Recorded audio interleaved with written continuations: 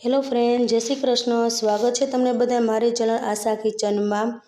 આજે હું તમારી સાથે લઈને આવી છું ખજૂર પાકની રેસીપી, જે તમે મીઠાઈ તરીકે પણ ખાઈ શકો છો અને વસાણા તરીકે પણ ખાઈ શકો છો.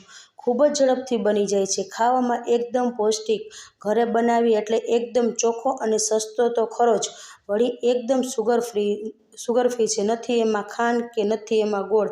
આને તમે ઉપવાસમાં પણ ખાઈ શકો છો. તો ચાલો આપણે બનાવવાનું શરૂ કરીએ. ખજૂર પાક. તો તેને માટે તમને પહેલાં બતાવી દઉં. ખજૂર લીધો છે, તેને સરસ સાફ કરી લીધો છે અને તેમાંથી ઠળિયા કાઢી નાખ્યા છે અને ઝીણો ઝીણો કટ કરી લીધો છે. અંદાજે મેં 500 ગ્રામ જેટલો ખજૂર લીધો છે.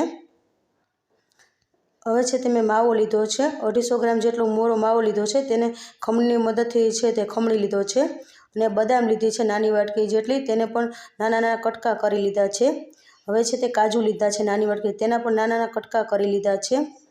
હવે છે ખસખસના બી લીધા છે. હવે ટોપરું લીધું છે નાની વાટકી જેટલું, અને ઘી લીધું છે. 5 થી 6 ચમચી જેટલું ઘી લીધું છે. બધું જ આપણે જોઈને સમજી લીધું છે. હવે આગળની પ્રોસેસ છે તે આપણે કરી લઈએ. એક પેન લીધું છે, તેમાં છે તે હવે 2 ચમચી જેટલું હું ઘી એડ કરી દઉં છું. જો તમને વધારે પસંદ હોય તો તમે વધારે પણ એડ કરી શકો છો, અને ઘીની જગ્યાએ તમે તેલ પણ લઈ શકો છો. હવે તેમાં છે આપણે બદામ જે વાટકી ભરેલી હતી કટ કરી તે એડ કરી દઈશું, અને કાજુના ટુકડા છે તે એડ કરી દઈશું. અને ઘીમાં છે સરસ રીતે આપણે બદામને સાતળવાની છે, ક્રિસ્પી થાય ત્યાં સુધી સાતળવાની છે. બદામને આવી રીતે હલાવતા રહેશું એટલે સરસ રીતે આપણે ક્રિસ્પી થઈ જશે. અને હાઈ ગેસ ઉપર નથી બદામને સાતળવાની, સ્લો ગેસ ઉપર જ સાતળવાની છે. અને જો નાના બાળકો ડ્રાયફ્રૂટ ના ખાતા હોય તો તમે આવી રીતે ખજૂરમાં તેને આપશો તો તે આરામથી ખાઈ લેશે. હવે મેં તેમાં છે તે ટોપરું છે તે એડ કરીશ. બદામ અને કાજુ સતળાઈ ગયા છે. હવે તેમાં આપણે ટોપરું છે તે એડ કરી દઈશું. જો પહેલાં ટોપરું એડ કરશું તો આપણું ટોપરાનું ખમણ છે તે બળી જશે. પછી જ આપણે એડ કરવાનું છે.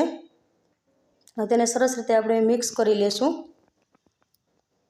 બદામ અને કાજુ સરસ રીતે ક્રિસ્પી થઈ ગયા છે. હવે તેને આપણે એક પ્લેટમાં છે તે કાઢી લેશું. હવે આગળની પ્રોસેસ કરી. તે જ પેનમાં છે એ જ પેનમાં પાછું આપણે 2 ચમચી જેટલું આપણે ઘી એડ કરી દઈશું. જો તમને ખજૂરમાં વધારે ઘી પસંદ હોય તો તમે વધારે પણ એડ કરી શકો છો. ઘી સરસ રીતે ગરમ થવા દેવાનું છે. પછી જે આપણે ખજૂર લીધો છે ઠળિયા કાઢીને, તે ખજૂર છે તે આપણે હવે એડ કરી દઈશું ઘી સાથે. અને ખજૂર છે હંમેશા પોચો જ લેવાનો, તો જ ખજૂર પાક છે આપણો સરસ થશે. જો તમારે ખજૂર કઠણ હશે તો તેને પહેલાં છે થોડોક આપણે ખજૂરને છે તે મેશ કરી લેવાનું છે મિક્સર જારમાં. હવે સરસ રીતે આપણે આવી રીતે હલાવતું રહેવાનું છે પ્રેશરની મદદથી. તો આપણો ખજૂર સરસ રીતે શેકાવા લાગ્યો છે, અને આવી રીતે છે તેને થોડો થોડો પ્રેસ કરતા જશો એટલે ખજૂર સરસ રીતે શેકાવા લાગશે. શિયાળામાં દરેકે ખજૂર પાક તો ખાવો જોઈએ. ખજૂરમાં આપણે હેલ્થ માટે પણ ખૂબ જ ફાયદાકારક છે. ખાસ કરીને જેનામાં લોહીની કમી હોય તેમણે તો આ ખજૂર પાક જરૂર ખાવો જોઈએ, અને તેનાથી હિમોગ્લોબિન પણ વધી જાય છે. જો ખજૂર આપણો સરસ રીતે શેકાઈ ગયો છે, અને સરસ રીતે જો મેટ પણ થઈ ગયો છે, લોટના ફોર્મમાં સરસ રીતે આવી રીતે આવી ગયો છે. અને જો તાવીથામાં સરસ રીતે આવી રીતે ચોટતો જાય છે, મીન્સ કે આપણો સરસ રીતે શેકાઈ ગયો છે. હવે આપણે તેમાં જે ડ્રાયફ્રૂટ છે ઘીમાં સાતળીને રાખ્યા હતા તે આપણે હવે ખજૂર સાથે એડ કરી દઈશું. સરસ રીતે આપણે મિક્સ કરી લેવાનું છે, જેથી ડ્રાયફ્રૂટ છે આપણો ખજૂર સાથે સરસ રીતે મિક્સ થઈ જાય. જો આવી રીતે તમે ખજૂર પાક બનાવશો તો એકદમ મોઢામાં મૂકતા ઓગળી જશે તેવો એકદમ સોફ્ટ બનીને તૈયાર થશે. અને ખજૂર છે 10 જ મિનિટમાં બનીને તૈયાર થઈ જાય છે ખજૂર પાક. જો સરસ રીતે આપણે ડ્રાયફ્રૂટ છે ખજૂર સાથે મિક્સ થઈ ગયા છે, તો આવી રીતે સરસ રીતે મિક્સ કરી લેવાનું છે અને થોડીક વાર તેને સાતળવાનું છે ઘીમાં. હવે છે તેમાં મેં માવો લીધો, જે ખમણેલો જે માવો છે તે આપણે માવો એડ કરી દઈશું. અને માવાને સરસ રીતે આપણે ખજૂર સાથે મિક્સ કરતું રહેવાનું છે, જેથી આપણો માવો છે ખજૂર સાથે સરસ રીતે મિક્સ થઈ જાય.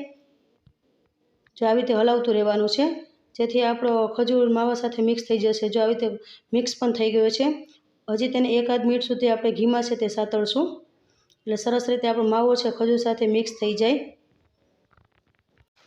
ખજૂર પાક તો નાનાથી માંડી મોટા બધાને ખજૂર પાક તો ખાવો જોઈએ. શિયાળામાં તો ખાસ કરીને ખાવો જોઈએ, જેથી તમારે નબળાઈ તો પણ તેમાં ખજૂર ખાવાથી નબળાઈ પણ નથી આવતી, અને જે લોકોનું વજન નથી વધતો તે લોકોનું વજન પણ વધવા લાગશે. નબળા લોકોને તો ખાસ આ ખજૂર પાક ખાવો જોઈએ. તો સરસ રીતે સતળાઈ ગયો છે. હવે તેને મેં પ્લેટ લીધી છે, તેલથી ગ્રીસ કરી લેવાની છે, તેલથી ગ્રીસ કરી લીધી છે. હવે જે આપણે બનાવ્યો છે આપણે આ ખજૂર પાક, તે આપણે પ્લેટમાં છે તે આપણે એડ કરી દઈશું. અત્યારે શિયાળાની સિઝનમાં તો બધાની ઘરે ખજૂર પાક બનતો જ હોય છે અને આ ખજૂર પાક છે શિયાળામાં જ વધારે ખાવામાં આવતો હોય છે. હવે છે આપણે આ પ્લેટમાં છે તે કાઢી લેશું અને સ્પોચુલાની મદદથી સરસ રીતે આવી રીતે જો દબાવતું રહેવાનું છે અને થાળીમાં સરસ રીતે આપણે પાથરી લેવાનું છે. જો થાળીમાં સરસ રીતે મેં પાથરી લીધો છે. અને આ ખજૂર પાક તો જરૂરથી બધાને ખાવો જોઈએ અને હેલ્થ માટે બહુ જ સારો છે. નથી આમાં ખાંડ કે નથી ગોળનો પણ ઉપયોગ નથી કરતા. ડાયાબિટીસવાળા પણ આપણે આ ખજૂર પાક છે તે ખાઈ શકે છે અને ઉપવાસમાં તમે આ ખજૂર પાક પણ છે તે ખાઈ શકો છો. હવે છે વાટકાની મદદથી આવી રીતે છે વાટકો છે આવી રીતે ફેરવી લેજો. સરસ રીતે આપણો ખજૂર છે તે સેટ થઈ જશે. જો આવી રીતે કિનારીએ પણ આવી રીતે ફેરવતું જવાનું છે. જો એકદમ સરસ એવું થઈ ગયું છે સેટ. હવે તેને આપણે ટોપરાનું ખમણ છે તે આવી રીતે સ્પ્રિંકલ કરી દઈશું. બધી બાજુ આવી રીતે સરસ રીતે સ્પ્રિંકલ કરી લેવાનું છે ટોપરાનો છીણને. હવે તેની ઉપર છે તે ડ્રાય ફ્રૂટ છે કાજુ બદામને છે તે આપણે સ્પ્રિંકલ કરી દઈશું. જેનાથી આપણો ખજૂર પાક છે દેખાવ પણ સરસ આવે અને ખાવામાં પણ મજા આવે. જો આવી રીતે સ્પ્રિંકલ કરી લેવાનું છે કાજુ બદામની ઉપરથી.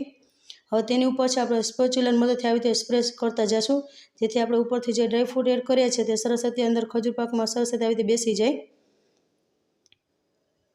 જો સરસ રીતે આપણે થઈ ગયું છે. હવે તેની ઉપરથી છે તે ખસખસના બી છે તે સ્પ્રિંકલ કરી દઈશું. ખજૂર પાકમાં ખસખસના બી એડ કરવાથી સરસ એવો ખજૂર પાક આપણો બનીને તૈયાર થાય છે. હવે ખજૂર પાકને છે 20 મિનિટ સુધી તેને રેસ્ટ આપી દઈશું જેથી આપણે ખજૂર છે એકદમ સરસ એવો સેટ થઈ જાય. હવે છે તેમાં આપણે ચેકા પાડી લેશું. આડા ચેકા પાડી લેશું, પછી ઊભા ચેકા પાડી. તમને પસંદ હોય તે પ્રમાણે તમે ચેક્સ પાડી શકો છો. મેં સ્ક્વેર શેપમાં છે તે જો ખજૂર પાકના ચેક્સ પાડ્યા છે. અને આ ખજૂર પાક તો બધાને ખાવો જોઈએ. શરીર માટે બહુ જ હેલ્ધી છે અને શિયાળામાં જ ખાસ કરીને આ ખાવામાં આવે છે. ચેક્સ પડી ગયા છે. હવે આપણે એક પ્લેટમાં છે તે સર્વ કરી લેશું. જો તમને જોતાં જ ખાવાનું મન થઈ જાય તેવો આપણો ખજૂર પાક છે તે બન્યો છે ને. જો તમે આવી રીતે રેસીપી બનાવશો મારી રીતે તો તમારે 10 જ મિનિટમાં ખજૂર પાક બનીને તૈયાર થઈ જશે. અને તમને એક ટુકડો પણ લઈને બતાવવું. જો આવી રીતે બનાવ્યો છે ખજૂર પાક. જો દેખતા જ છે ને એકદમ સોફ્ટ એવો ખજૂર પાક આપણો બને છે. તમને તોડીને પણ બતાવી દઉં. બને છે ને એકદમ સોફ્ટ. તો તૈયાર છે આપણો ખજૂર પાક. મારી આ ખજૂર પાકની રેસીપી તમને કેવી લાગી? જો સારી લાગી હોય તો જરૂરથી કોમેન્ટ કરજો અને લાઇક કરજો. ચેનલ પર નવા તો ચેનલ સબસ્ક્રાઈબ કરવાનું ભૂલતા નહીં. આ વિડીયો બસ આટલું. ફરી મળશું નવા વિડીયો સાથે. ત્યાં સુધી થેન્ક યુ ફોર વોચિંગ.